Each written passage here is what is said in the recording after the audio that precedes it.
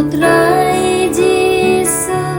tang hamehi ngasem jing suk jing kmen sharum shana ngawat laslam tang ha mengalashem tang Jisu malapan hun yaga bensim jongga jing im jing kmen bakra Jisu me hanga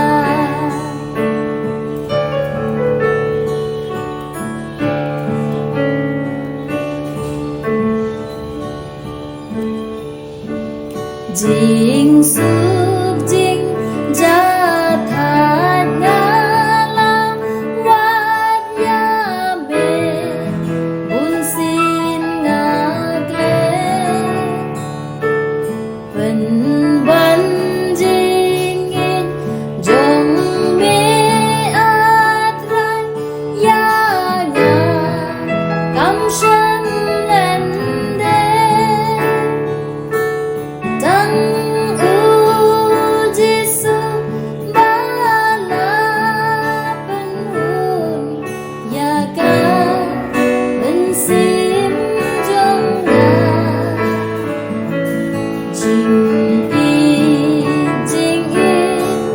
jing kmen bakra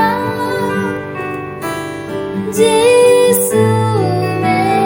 hanga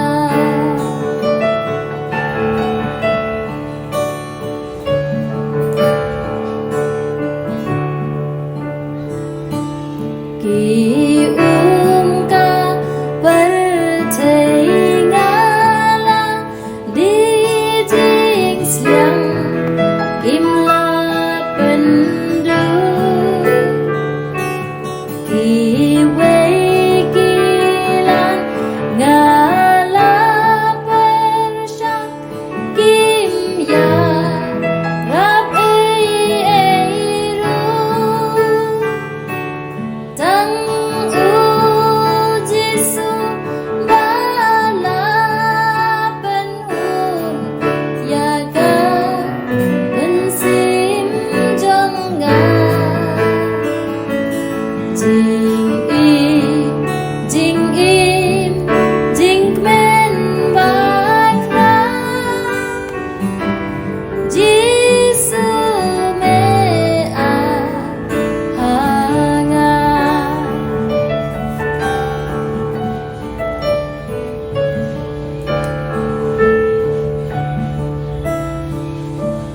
ngaju